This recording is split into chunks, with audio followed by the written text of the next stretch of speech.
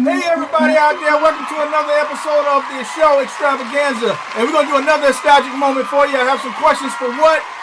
Here's one of the questions I have you. Can you name the top 5 movies in the past that you absolutely love that makes your top 5? And I'll give you mine. Gone with the Wind. Mm-hmm. Gone with the Wind 2. Titanic 37. Okay. I'm sorry. Okay. Now I know Billy. I know Billy lying on this one. Now we've had many talks before, and I know darn well these are not the top of his movies. Come on, let's start over. Okay. Top 5 movie. Your top 5. What made your top 5 compared to my top 5? I had a brain fart. Yo, okay. I'm sorry. Y'all forgive me for that brain fart. All right. What? Let's do it. Let's do it. Take 2. Take number 2. Let's go. Yes, sir. Maverick. Bad Boys 2. Boys in the Hood. Man. Mission Impossible. Life. Oh, okay, let's stop right there.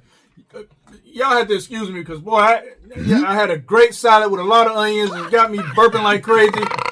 I am so sorry, but I got to go.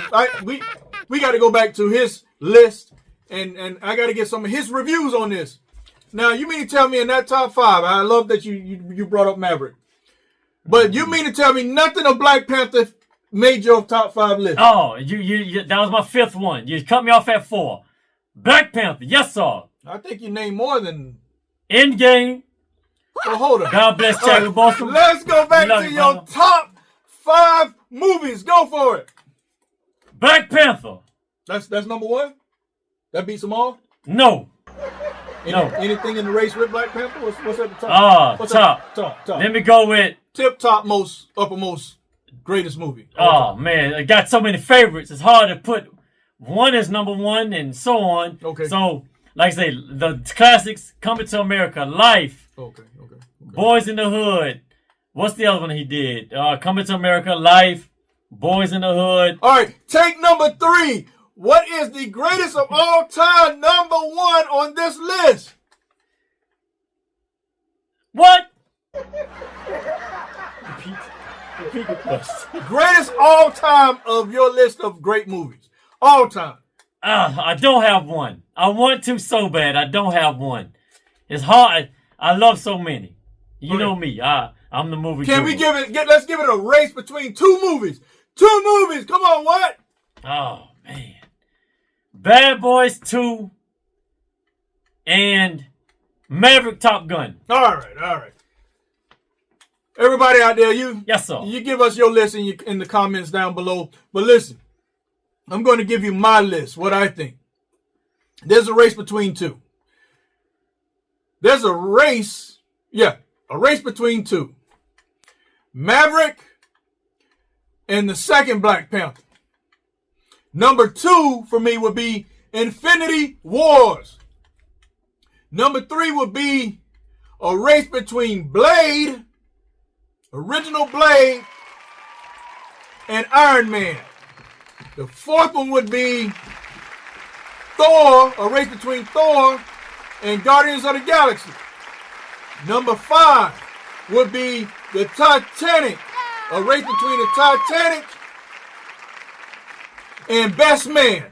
Oh, you stole all you while you do that. I was sitting here thinking, I gotta give credit to all the Fridays, Ice Cube, yes sir, and Best Man Holiday, and Rush Hour. Let's admit, it's a lot of great movies from the past. They don't even make them today like they used to. Let's name some other great ones. Hey, for some of those 80s movies, Den of Thieves. Some of those 80s movies going into the 90s with some of the sequels. I have to admit, now before I bring this up, what do you think about those Venom movies out there, y'all, made by Sony? Now, here's what I think. My opinion, that the Venom in movies does not compare to the Venom that I'm used to in comics and what they portray in some of the statues that they make for Venom. Venom, to me, is made to be vicious, raw. He doesn't joke around. He doesn't play around. He doesn't make jokes. He's not a stand-up comedian. He's not that kind of anti-hero to Spider-Man. So why are we seeing so much comedy from such a character with so much viciousness in Venom? He has so much potential. Here's what I thought, they should have made Venom, whoever is in charge of directing Venom and producing, they should refer back to how raw and vicious the movie Aliens and Predator was in the 80s and 90s. Yes, it's movie cinema blasphemy to have Venom doing salsa dancing and ballet dancing on his tippy toes. It's movie blasphemy to have the Green Hulk cringing in fear, looking frightened. If you rip the Hulk's head off, he's still coming for you to kill you. He won't know which direction to run in, but he can hear you. He's coming until you rip him apart. So Hollywood, on that note, we have to, because of the blasphemy of Venom and Hulk and Zeus wearing a skirt. What? I totally forgot y'all did that to Zeus. Yes, sir. That was a great one. Yes, sir. Man, that was a good recall. Great recollection on your part. So going back to Aliens, the Predator, Venom should meet the same requirements. Should be on the same level of viciousness and rawness. Come on, y'all. I did not go back and see Venom 2 and Venom 3 because if I wanted to watch Cat Williams in a costume, I would just watch Cat Williams cut up on stage. And to a certain sect of America, this is to commemorate who you guys want back. You know, you want this guy back with the emphasis on the word this guy back. No, well, I tell you what. Let me chime in right here. Not to change the subject on you, but while it's on my mind, we're going to go to a different subject, different matter. This is a nostalgic moment, so we're talking about some things in the past. We're not talking about 2025. However, my list of movies, yes, I did put Black Adam 2, and what did I say? Maverick. Same category. Excellent movies, excellent cinematography, excellent action, excellent graphics, excellent storytelling. All very great, two great movies. One very realistic, other one surreal in the science fiction world. Two great competitive movies to me. Well done, Hollywood, on that. Now, going to a different matter. A lot of people put down how Black Adam turned out. Man. And come here, Hollywood. They got a Hollywood, you got an indirect pop. They got a pop. Oh, you got an indirect pop. Now, me and what have a suggestion for you what could have made Black Adam off the chart. Right. So Hollywood. Off the chart. Hollywood producers, directors, y'all big boys. Hey, we think we have a right to talk to y'all directly, respectfully, because we've spent so much money in the box offices for many years. So we have a right to respectfully voice our opinion. So Hollywood big shots, y'all come talk to us. Come a little closer. All right. We have something we want to tell y'all. We came up with this idea that we thought was groundbreaking. It was one of the most amazing things that could ever be put out to the MCU, DC, and other universes. Now hold on. Before you reveal it, let's give them the question there. Okay. Who do you think at the end of that movie? Think about it, y'all. When Black Adam was approached by Superman. In that room, in the back. Superman said, now, there's been a long time before Earth have been this nervous with someone with that much power as Black Adam. Okay, Black Adam. My name is Amanda Waller. Congratulations, you have my attention. This is gonna be your only warning.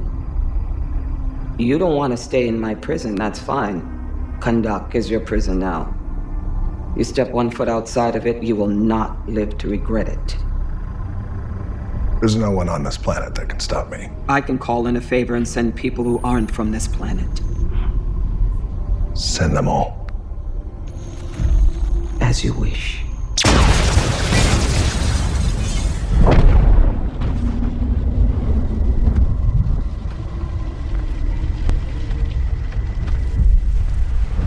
It's been a while since anyone's made the world this nervous.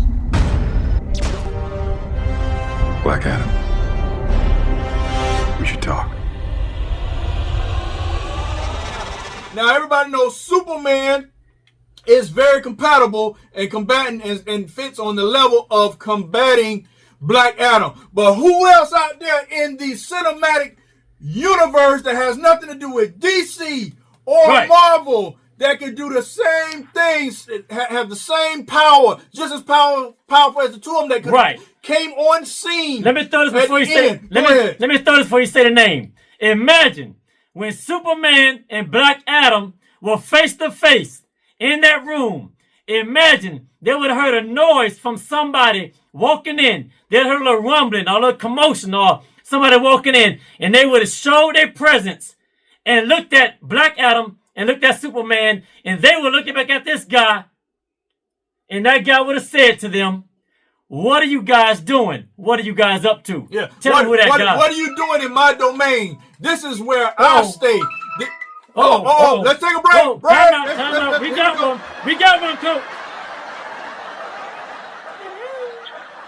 Listen closely, please. Today, on Thursday, February 20th.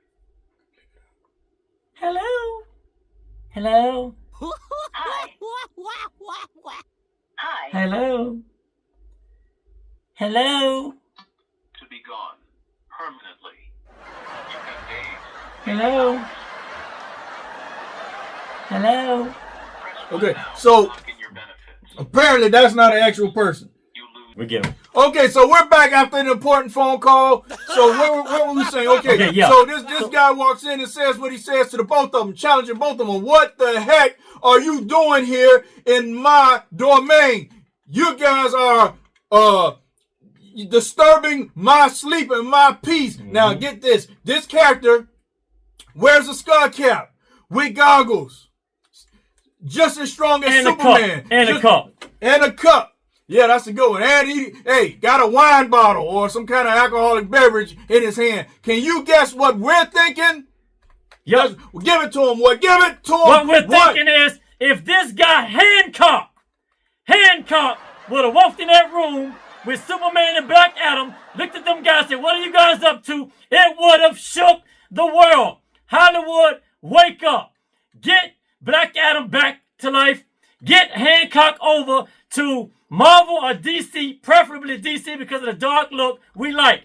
We have the right to say that. How can anybody in the comic book world, Marvel world, MCU world, DC world not think that is groundbreaking to bring Black Adam into the DC or Marvel universe? I don't care about all the legalities, all the red tape, all of this and that personal behind the scenes stuff. Get Hancock over to DC and Marvel. That would have shook the universe if Hancock would have showed his face on that scene with Superman and Black Adam. Well, I don't say Marvel, but I say DC, being that DC is a little bit of a darker universe. Right. You know, what's the name? Hancock would fit right into that universe because he's a dark character. Yes. So I don't care anything about your contracts and your licenses. Make it happen. Make it happen. Get it straightened out. It would have boosted the sales of Black Adam if you guys would have thought about it, put some thought into it, yes, creativity. If we can think of it, you can think of it. Stop letting the people down and open your minds. Next level. We're in a new era of life. Show it. Depict it in your movies. You got good potential, but you're not meeting the standards that we want you guys to meet. So on that note, that is this episode of the show Extravaganza, WDATE. We discuss all things entertainment. So until next time, take care of yourselves and each other. Let's get out of here, everybody.